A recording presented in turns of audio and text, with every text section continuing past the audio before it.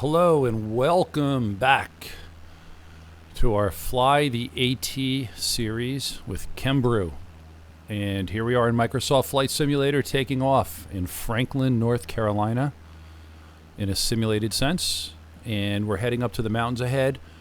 And in this case, I don't think I'm going to record the entire approach because really it takes a lot longer going uphill than downhill. And we're just going to cover a few things first. So welcome back. We just flew from Springer Mountain here to Franklin, North Carolina along the Appalachian Trail. We saw Blood Mountain. I introduced flying a little bit, and we're full throttle and in a Cessna 152, and we're flying as fast as we can. We're going to introduce the vertical speed. So if you look on the lower right, that's our altitude, and we have to get up there about 4,000 feet, 4,500 feet. And I try to maintain about 500 to 700 feet per minute rise, which should take me just a couple of minutes to get to altitude.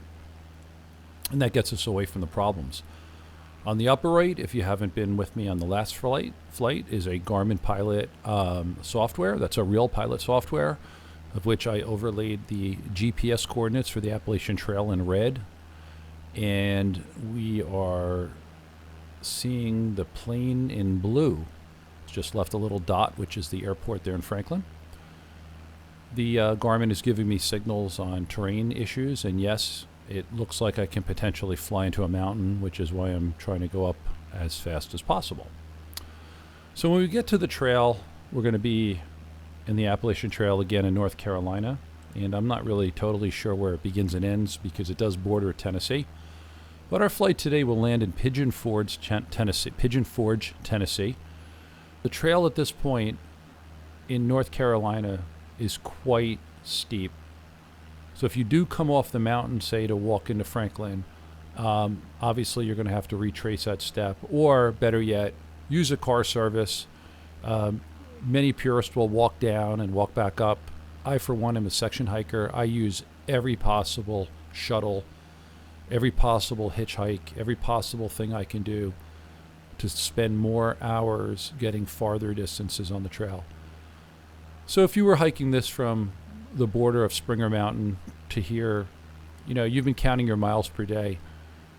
Initially, for hiking season, even when I was doing section hikings, I'd train as much as I could. And, that first day's hiking to get over 10 miles is quite a bit of accomplishment with full backpack.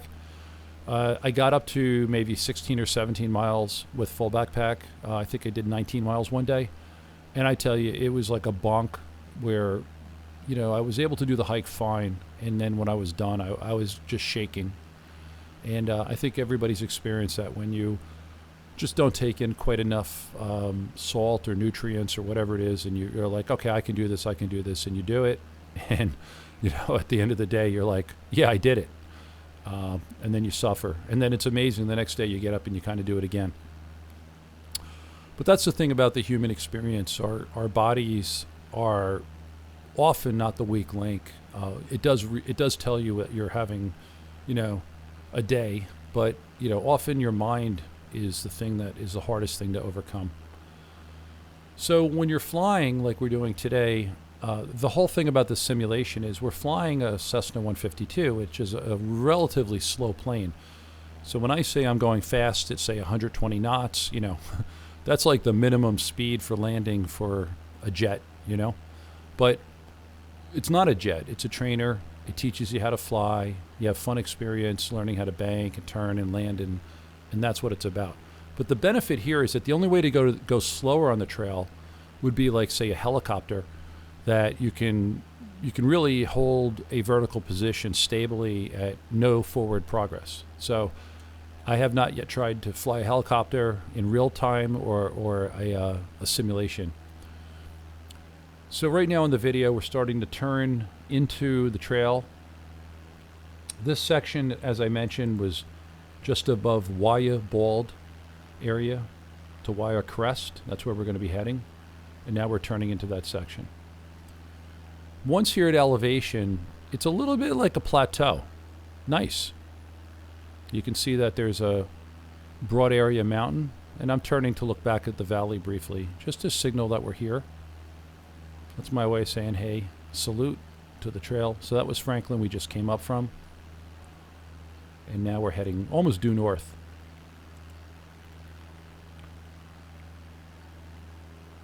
At this point, our next location is called the Guayabold Vista Side Trail. And there is yet another parking area. So the interesting part about this section in North Carolina is that there is a woods road, Guayabold Road, with no surprise based on the names, that here just goes right over this section of trail. So the high peak here is 5,324 feet. So as I said before when I was cruising up, that I was at 5,000 feet, and if I didn't go higher, I'd slam right into that mountain. So once again, heading north, I'm here at a track. There's a shelter coming up. The shelter, once again, is Guaya Shelter. And there's a creek in this area, Guaya Creek, and that is where potentially there's some water sources. I do see it to the right of the shelter. I don't know how far the walk is, but there is a blue trail that is the trail access for water, I believe. So there's a side trail to water from that.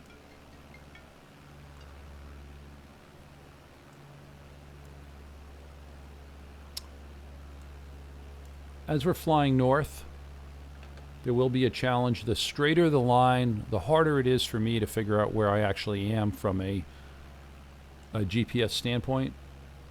So on the left, there are some roads. There's a turnaround road, US 4 711, excuse me, and that's near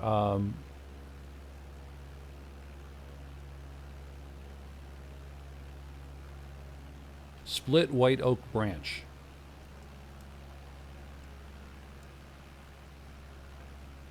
Our next parking area, which we're coming up very shortly, is called Burningtown Gap. Burningtown Gap. So we're almost right above that now. The next shelter is Cold Spring Shelter Campsite. So we're about here right now. We're almost right over that section. So you see a nice woods area.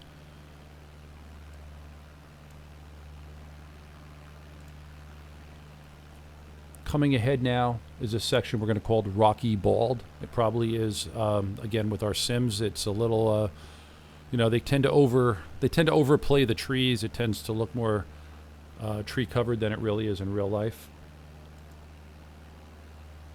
Next, there's Tellico Gap. I think I see it right ahead there. You see a road. Tellico Gap. There's a creek down there, Otter Creek, and Tellico Creek on either side. There are some road access points. And that's Tellico Road.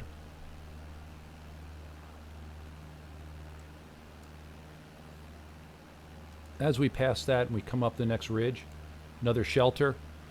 Wesser Bald Shelter Side Trail. Wesser Bald. And these are run by different trail associations. Again, if you're in the area, it's always a good idea to reach out to them and have a chat. On the far side is Wesser Creek. So there's a little bit of a watershed here. As we're flying on the far right, you can see a lake area come up. That's Fontana Lake. It's a huge lake. I'm guessing there's some kind of dam in the area. Looking farther ahead on my map, I'm going to guess it's Fontana Dam. I don't know much about it.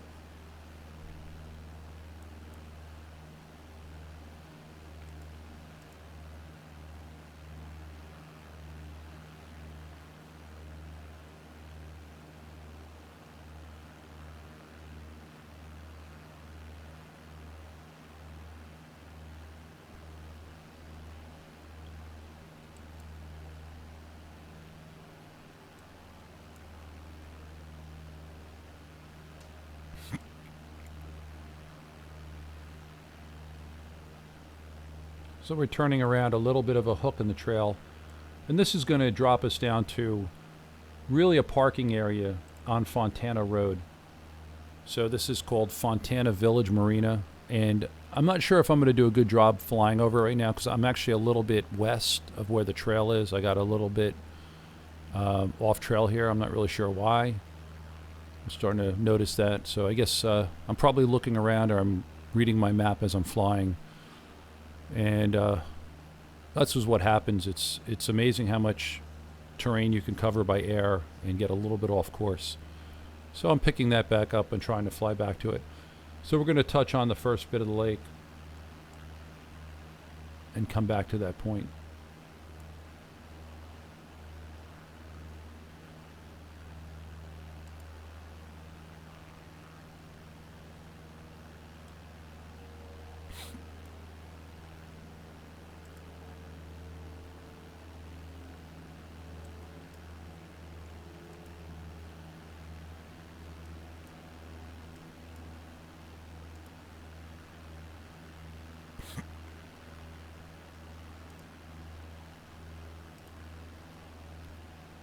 So as we continue, we're going to the area of Rufus Morgan Shelter.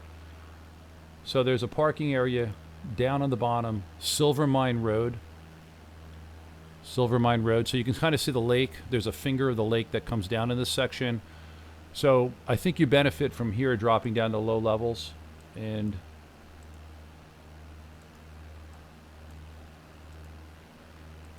let me see where we're at. It's always a challenge.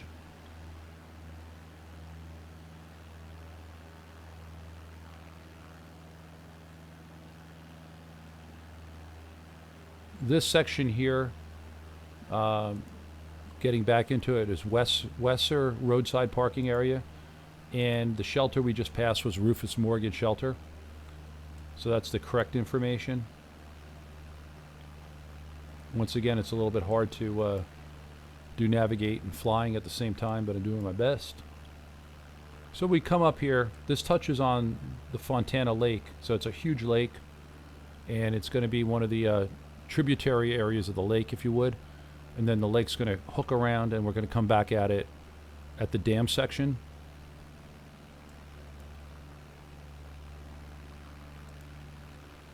So the next shelter, which we're coming on the turn, so there's a big turn west here, and that's called Sassafras Gap Shelter, and Privy Side Trail, so I guess they have a privy there. And once again, as you're planning your hike, you're looking at Gut Hook or the trail guides, you can really take a good look at what is at these shelters, whether there's bear boxes, whether there's enclosed shelters. Sometimes that really makes a big difference if you're hiking light and you're doing a section and you don't want to have a tent.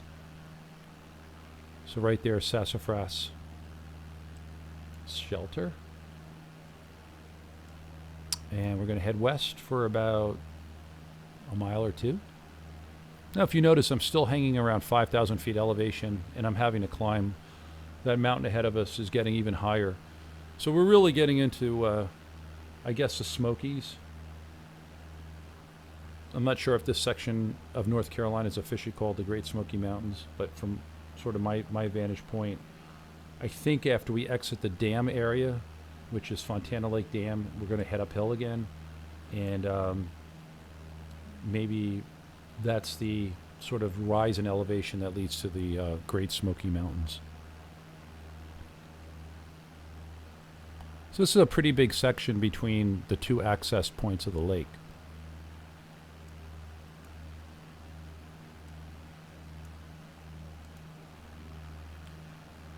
So our next shelter again is Sassafras Gap, which we're coming up.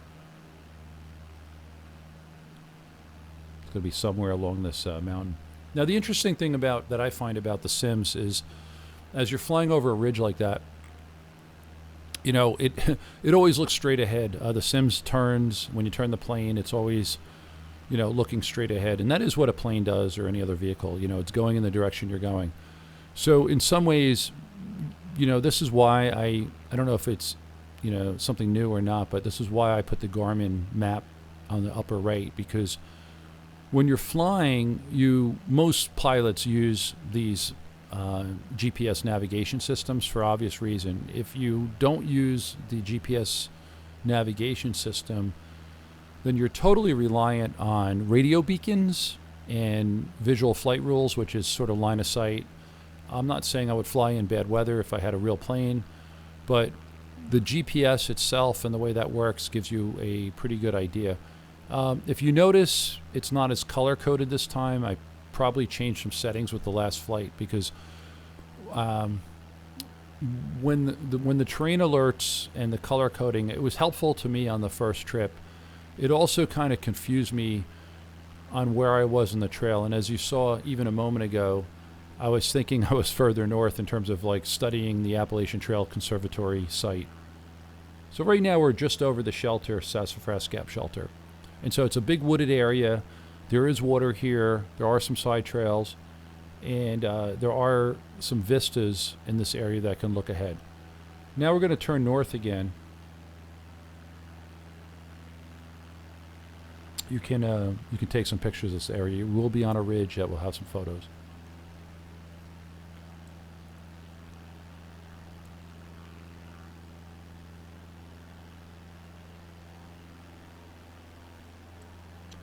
So as we fly north here, our next parking area is Sequoia Gap, North Carolina Route 143. So you can see below in this valley, that's 143, I believe. It does kind of hook up over where we're going. And we're getting pretty close to that right now.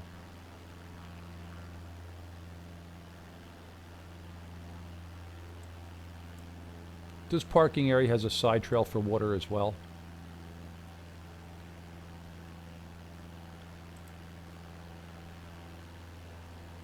So on the right is your Cody branch. That's a water source. There's also, as I said, the road is going to hook right through here now in a moment. You'll see some, you'll see the road access coming up. And it's just after a switchback, so you're going to have to descend quite a bit.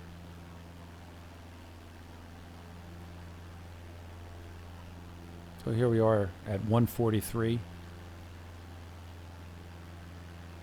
So it's an easy place to jump on and off the trail. Looks like there's a few roads in the area. Hoping there's some burgers and shakes, and if you're thirsty, a beer stop, whatever. Resupply should be in the area. But as I said, what goes down goes up. And you're going to have to go up to this next ridge. I'm still flying about 5,000 feet, so it gives you a good idea that these are some pretty big mountains.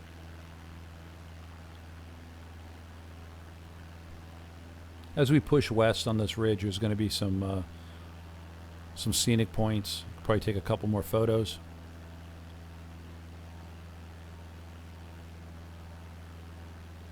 If you choose to subscribe, please do. It'll help me out. I have like no subscribers, and it's not for ego. It's just that eventually, if this ever becomes something that interests people, that can help Google show it to more people. Really, it's not for me. It's not about monetization or any other aspect that maybe some people do for YouTube things. This takes a considerable amount of time and effort to do, and I'm doing it because I really hope that some people get value out of it, like I do as a hiker community. So here's Brown Fork.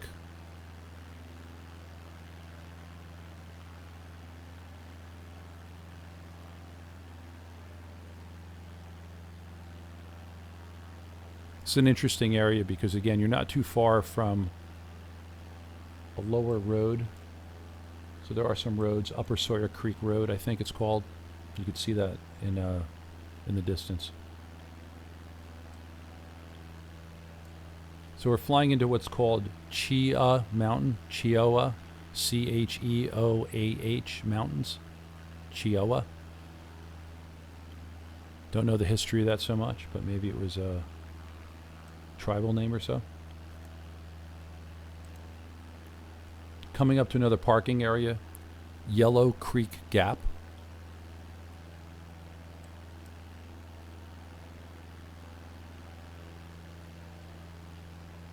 That's going to be our next parking area. The ridge there on the left, you could see a cut. I'm not sure if that was a road or if that was just a geological feature. So as we're pushing ahead, we're approaching the Fontana Lake, and it's really immense. I mean, if I were hiking this which I have not been to this area, I would definitely plan a day to stay at the lake area here and just relax and have a 0 day. It's such a big lake. It looks like a great community. After coming up from Georgia, after coming up through North Carolina, just hit an immense lake like that. Plan on spending the money and the time here. It looks just like, fabulous vacation zone, I'm sure, for a lot of people. I'm not sure if there's boating. I would imagine there is. It's a huge lake. I'm not sure if it's a watershed, but there's got to be 1 billion gallons in it or more. So as we're flying by here, there's called Cable Gap Shelter. Pretty much just flew over that. Once again, along this ridge in the lake, it's very scenic. There are some photo spots. You're going to really enjoy this last bit, because this hike right now where we're on is the culmination of flying a little bit lower.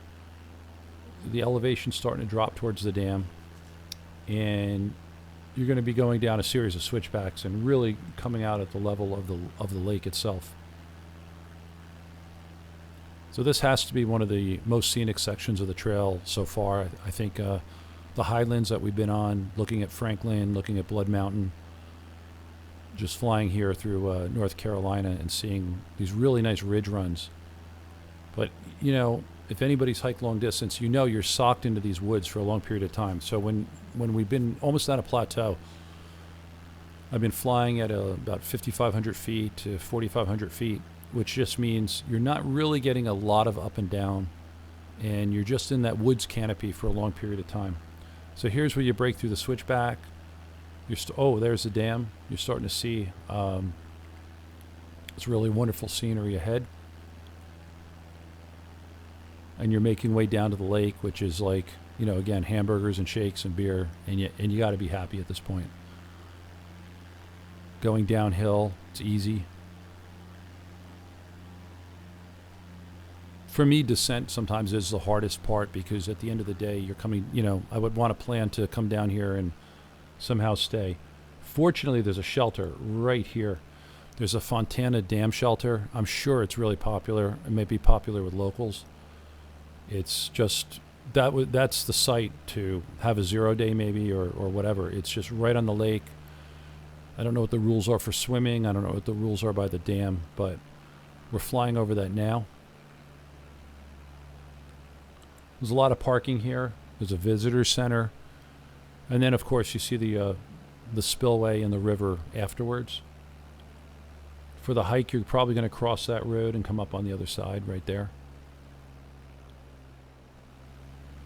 And again, you're going to go right back up into elevation. You're going to go right back up into the woods. And so, if you can plan a little time around the water, it's got to be a wonderful experience.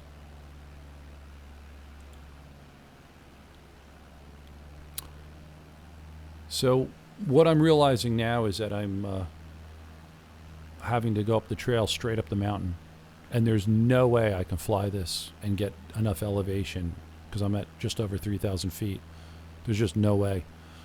So I'm going to do a little loop, show you the lake, show you the dam again, and then I'm going to spiral up and get back on track.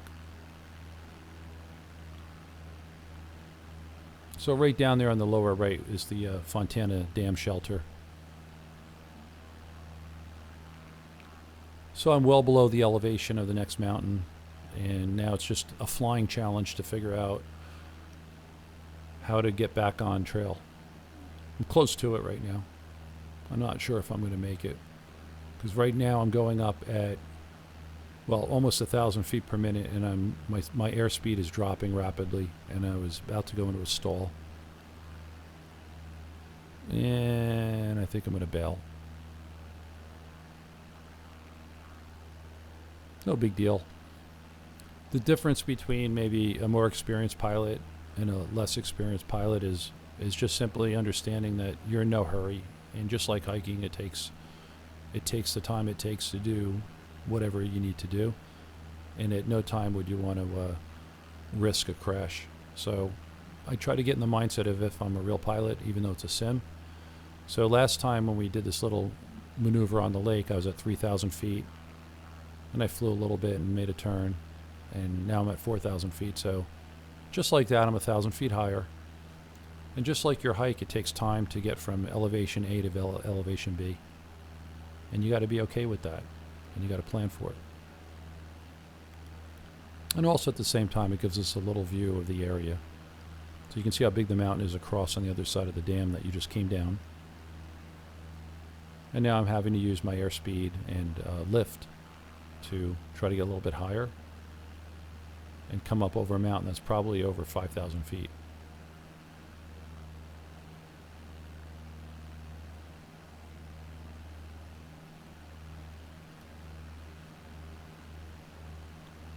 I'm giving another go at it. Heading north.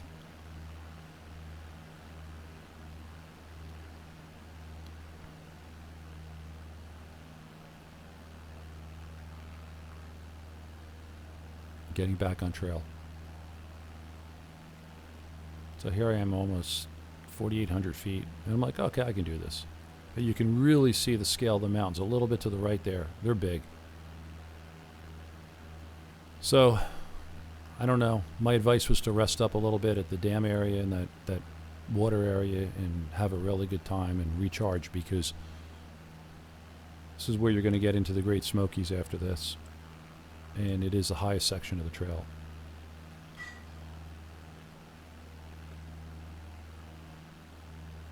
There's also no shelter right around here.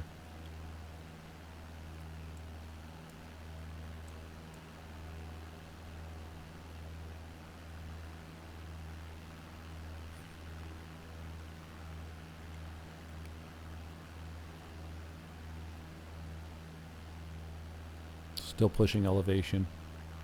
Now we're going to make a little bit of a right-hand turn. And that's where the shelter is.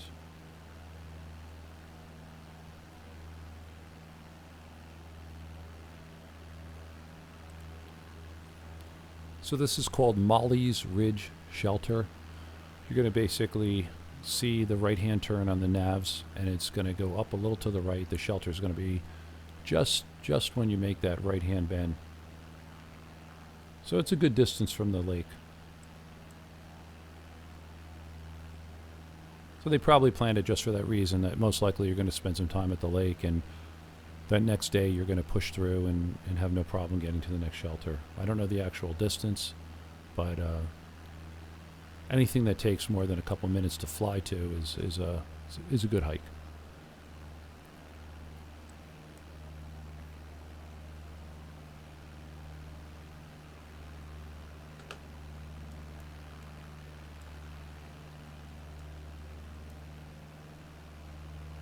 So we're about to make that eastward turn. You can see the ridge where we're going to turn on. So that's a good sign right there. So when the trail follows the logical ridges, not only is it easy to fly, but from a distance you get a good idea where you're heading. You don't get lost.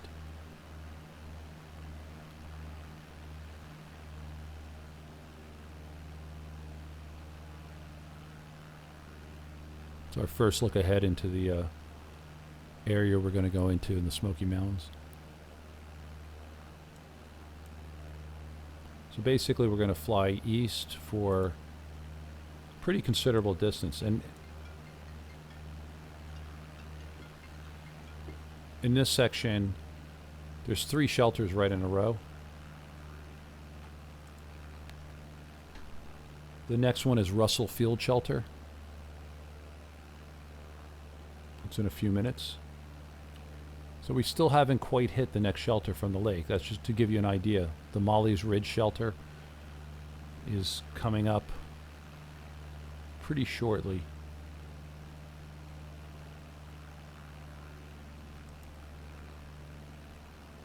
Then right after that is the Russell Field Shelter.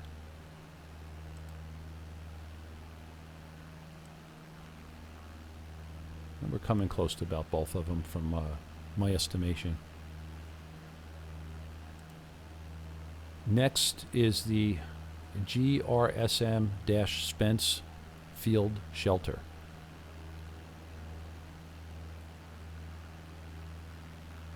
So those 3 shelters are almost right in a row. It just must be a great recreation area here. You're pretty far into the woods. If I zoom into the area, I don't see any roads around this. You're really quite in the wilderness. This is definitely a wilderness area here. In the distance, you can see Cades Cove. It's called Cades Cove.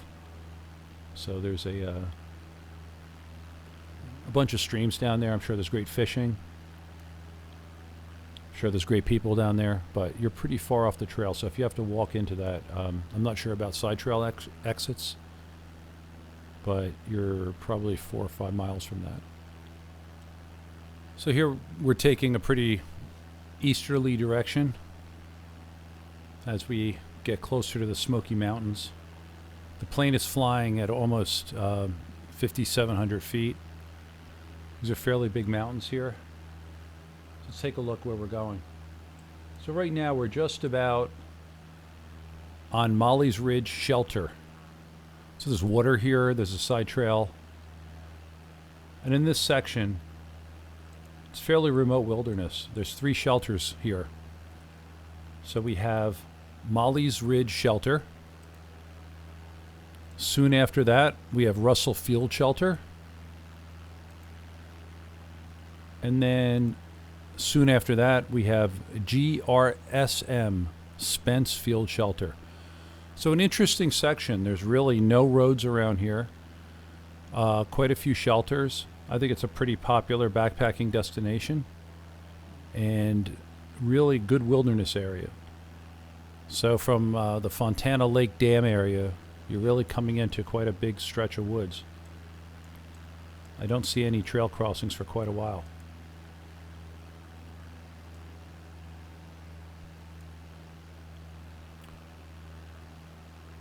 So the elevation is, let's see what we're showing here. This area is about 4,700 feet. Very respectable. So right now we've flown over a few of the shelters. And the next shelter is called Derrick's Knob Shelter. Once again, there is water indicated. So we're coming up, there's a little bump up in the map on the navigation, a little bump up coming up in a short while. And the shelter's right before that section. So we have 4 shelters in a row along this stretch.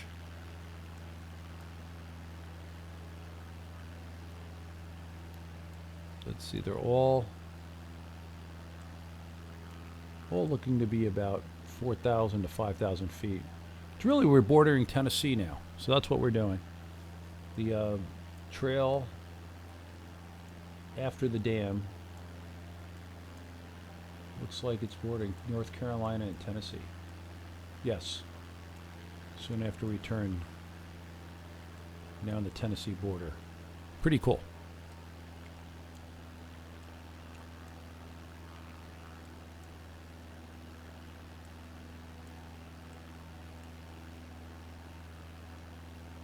So we're approaching Derrick's Knob Shelter right about now. We're just coming into that area. So it's probably on this rise right in front of us. And it's tracking fairly east, so it's pretty easy for me to stay right over the trail. You can see some of the mountains. You can see the Great Smokies right in front of you. Some higher elevations coming up.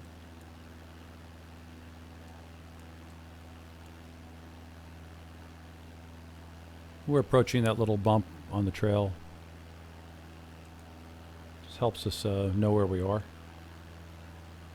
Right after that section are 2 more shelters. So this section is pretty amazing.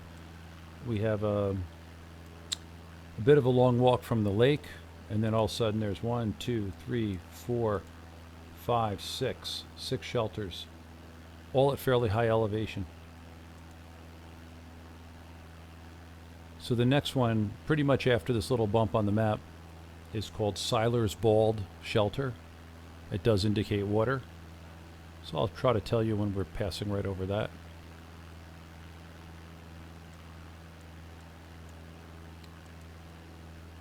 And these peaks here are about 5,600 feet. So you're earning every step you take.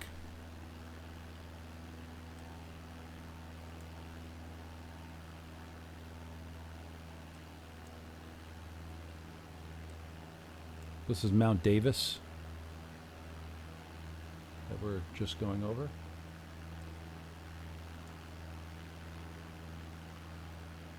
And right in front of you, if you're looking to the left, is called Mellinger Death Ridge. So that's a heck of a name. Mellinger Death Ridge. That's what is indicated on the map. So I guess it's pretty remote. In the area is Davis Ridge, Log Ridge, Dripping Spring Mountain, Miri Ridge, Long Cove Ridge, and there are no roads around here. So I think this section between the lake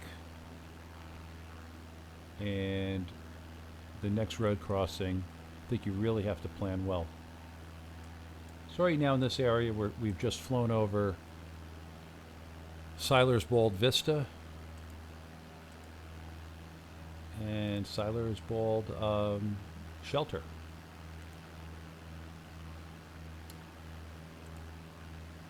The next shelter is Double Spring Gap Shelter.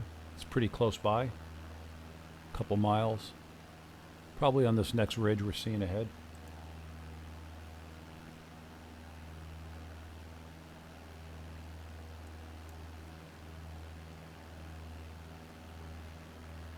This is a real high point of the trail. Trail is at 6,200 feet coming ahead.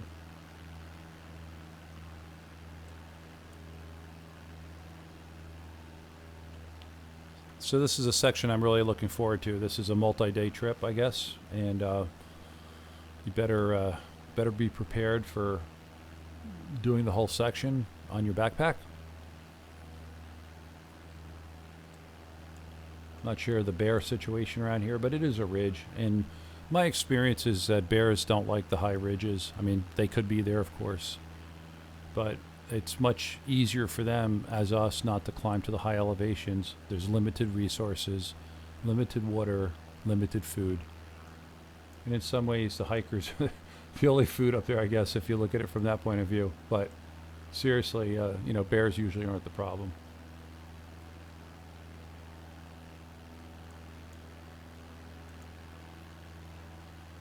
So we're approaching the Double Spring Gap Shelter. And it looks like this next peak, it might be up there. And that is, let's see the elevation.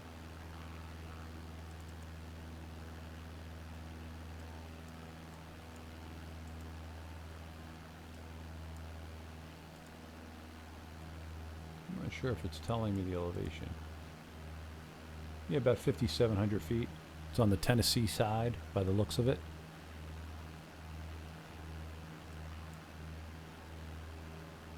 And not surprisingly, on this ridge, this is a high ridge. This is 6,540 feet. So just a little shorter than Clingmans Dome.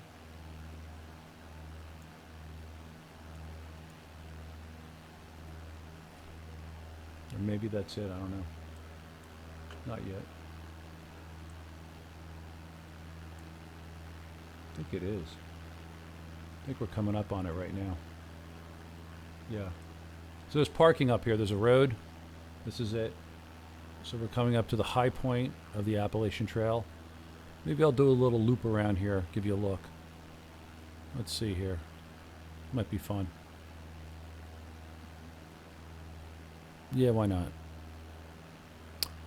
So there's an auto road to the top. There's an observation station, a little walkabout. I think there might actually be handicap accessible trails. When I was at Clingmans Dome, I was there in person just walking on a family trip. It was really cloudy, so bit of a disappointment. You know, we started on a clear day. This time we drove from Pigeon Forge Gatlinburg area. Get to the top. Yeah, I can't see nothing. That's why when you're hiking on the trail, some days, you know, you get to a location and it's disappointing. And mentally, you just say, you know, one day I'd like to come back here and see it the way it's supposed to be. So we're doing a little victory lap, flown to the top of the highest point on the Appalachian Trail, Clingmans Dome. Kind of came up quick, actually. I wasn't sure.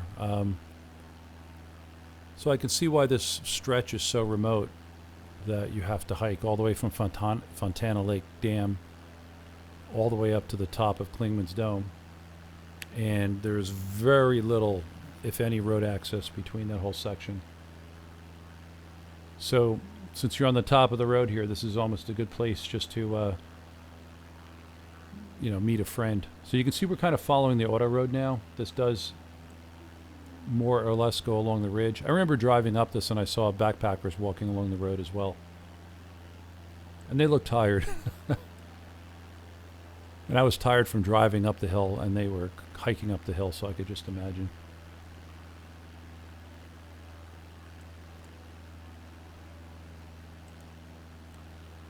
So up here, somewhere along on the left, is Mount Collins Shelter. So once again, another shelter on the, really just off the auto road. Be a nice place to drive up and drop some provisions or have a friend help you out if they could.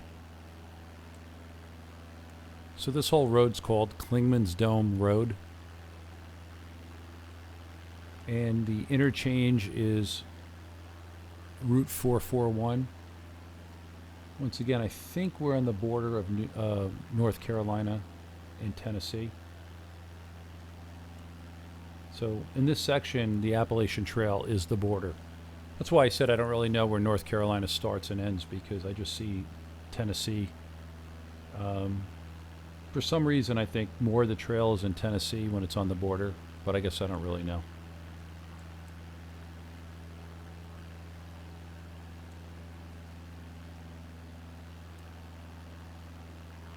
So there's still a road in this section, and you can see where it turns away here. It's a nice looking part of the trail too. It's where the road turns. There's a lot of bare rocks, kind of some cliffs. It's a fun road to drive up if you're on vacation in the Smoky Mountains as well. Highly recommend it. Go early. There's less people and less, you know, waiting to make a turn and whatnot. This is that section I remember there. A little bit of a cliff in front. Then you turn sharp to the right. It's pretty much where you leave the hikers off the road, but you know, they really earned their keep getting up here. So now we're leaving the auto road, which is called 71441.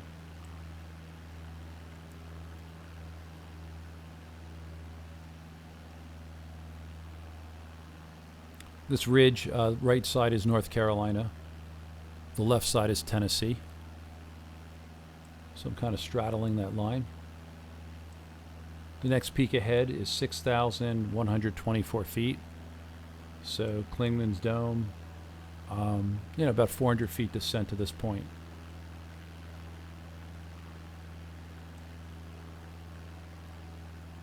Just fantastic. Obviously with the sim it doesn't, you know, lead up to the term Smoky Mountains. Part of the reason when we got to the top I couldn't see anything was just, it was just kind of like a fog or inversion layer just creeps up here. And that's on any given day.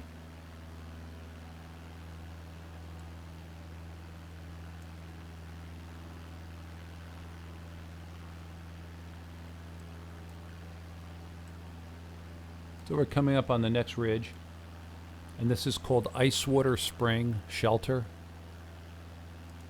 So I think that would be the next, yeah, Icewater Spring Shelter. Pretty nice ridge to fly over here. Really amazing terrain, nice and steep.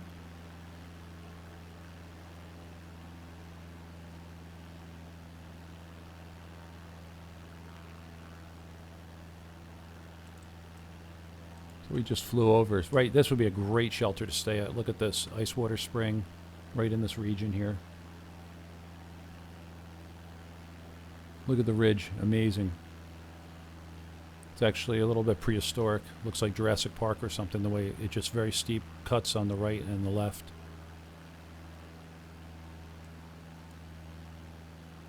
I'm looking at the Appalachian Trail Conservatory map right here. And if you know how to put, like, there's different layers and you click it on. And, one layer is just scenic vistas. The thing, this section is just full with little camera icons. Basically, this looks like a section if you just want to take pictures of the Smoky Mountains. This is the section to literally hike on. I'm saying fly over, but, to me right now they're one and the same.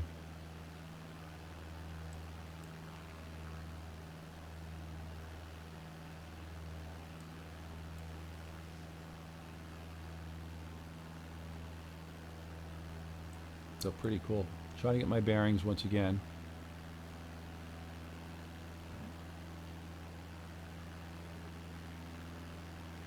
Yeah, so based on the number of camera icons, definitely one of the more scenic sections of the Appalachian Trail.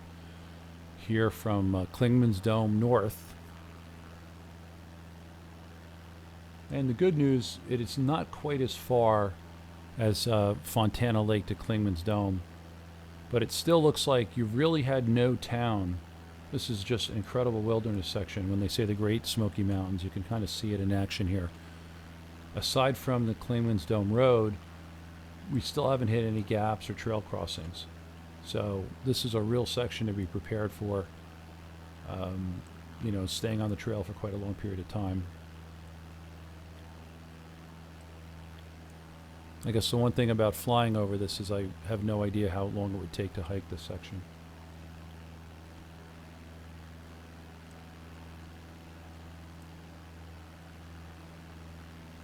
So the trail's going to bend a little more north, and at this point there's another shelter called Peck's Corner Shelter. And looks like it's because it's at that change of direction, so they're calling it a corner, so it's right about here. Once again, very steep ridges. And it looks like you have to hike, looks like it's about a quarter mile off the trail. I'm guessing you have to hike downhill a little bit, most likely because there's a water source there. Yes, there's definitely a water source there. There's a creek. There's a couple water sources.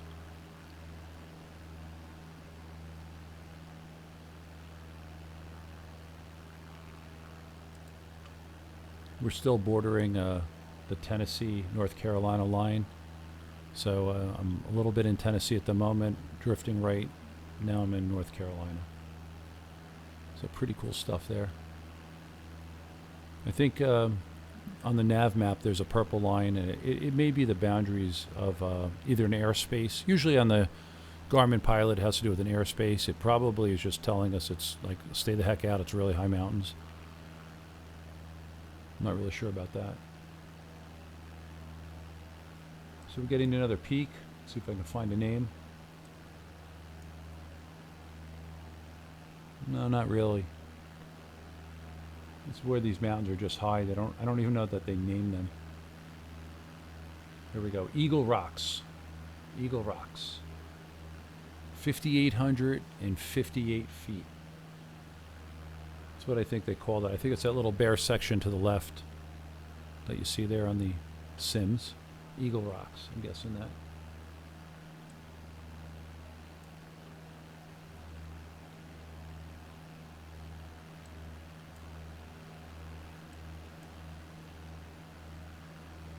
So this ridge is hovering about 5,600 feet. Once again, no break in the road.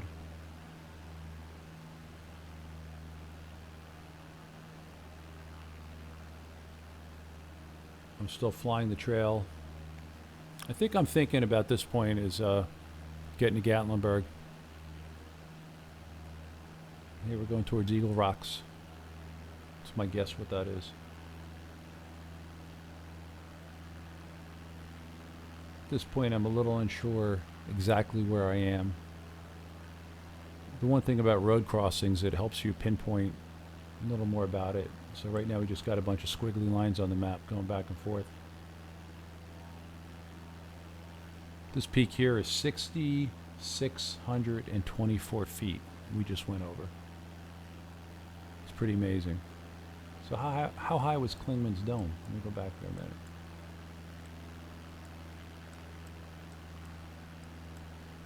I don't even know.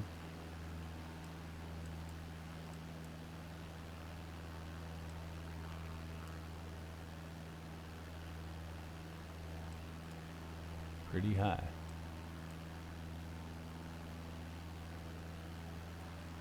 So by going backwards, I lost my bearings a little bit.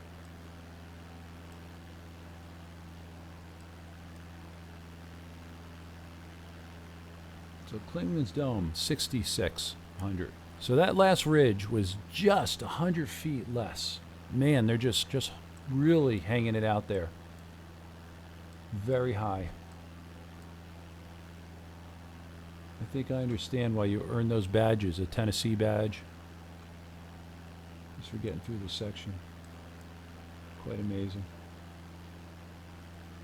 So here I am, looks like I'm exiting, and I am flying towards Gatlinburg. So I've left the park, and it's downhill from here. And about, maybe about 9-10 nautical miles from Pigeon Forge.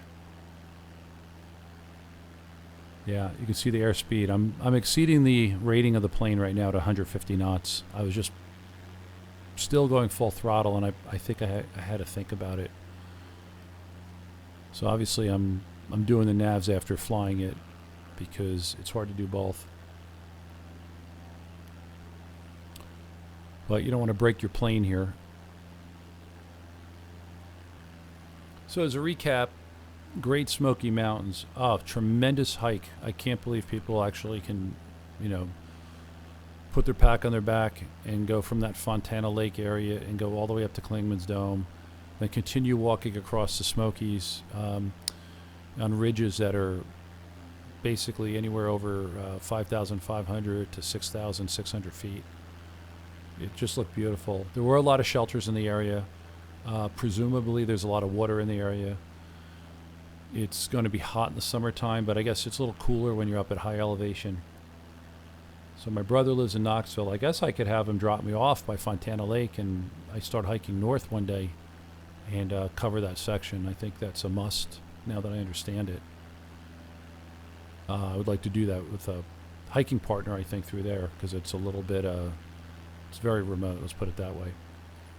Good news is when you get to Clingmans Dome, you could technically hitchhike down or walk the auto road down and go to civilization. But there are some road crossings, I think, a little further to the north that will bring you closer to towns.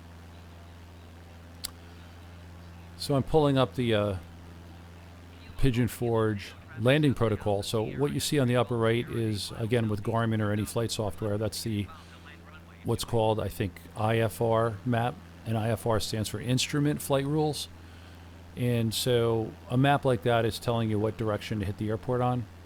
So I'm actually getting pretty close to it, so we'll just fly this one out.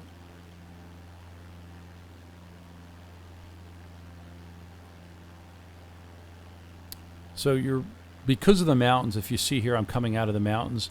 Typically, air traffic control would not want you to land in the direction I'm going. It's a small craft in this case, and it's a game, so big deal. But in terms of this landing runway, the direction of landing is from the opposite direction. So in other words, you're coming out from the plains, the lower level area that's really ahead of me, and you're not dealing with the hills in terms of dropping down and finding an airstrip. So I'm just doing it the quickest way possible, is coming out of the Smokies and finding an airstrip. I think I see it now.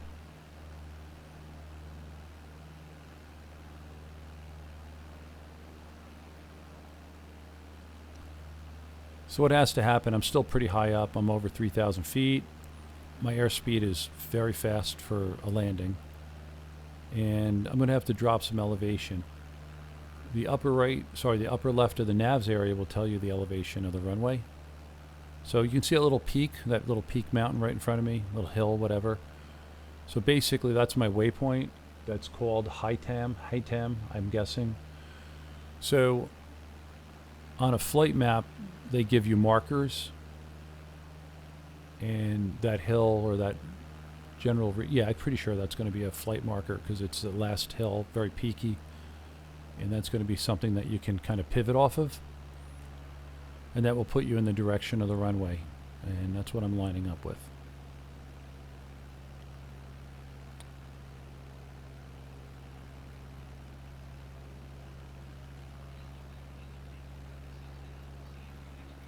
So once again, runway 28 typically means 280 degrees. So generally a westerly direction.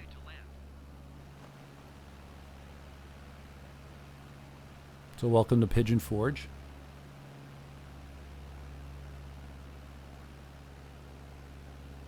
And I still don't see the runway.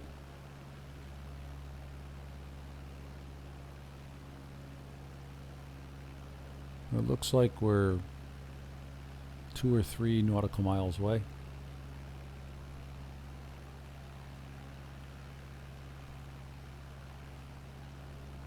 Again, that's the nice thing about instrumental flying, or having at least the protocol. This is called a protocol for landing. We're technically not supposed to land this direction by the looks of things. I'm coming into traffic. But in this case, I'm not trying to be a professional pilot. I'm just flying the sim.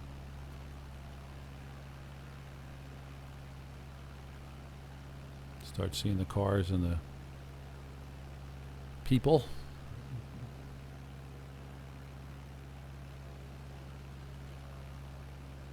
I see a little flash in the distance. There it is. So flying on the instruments and using the GPS is really like taking me in the right direction. You know, you got to give this software credit, because the landing protocol is overlaying perfectly in terms of scale on the Garmin, within the Garmin system.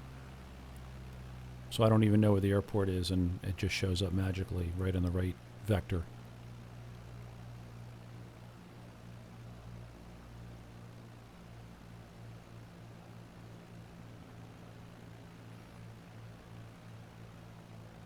So the question, can I do 2 landings in a row?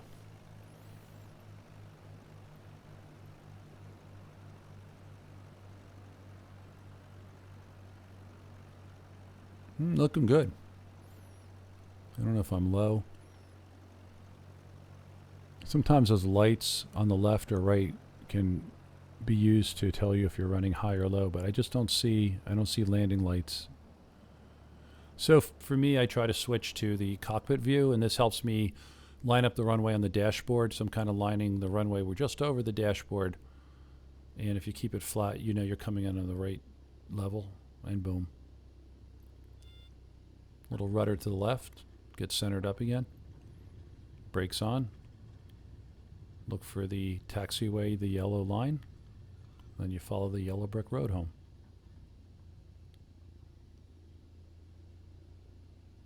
So thanks for another flight. Once again, I'm not sure if I'm going to show the whole landing and takeoff. Probably cut some time.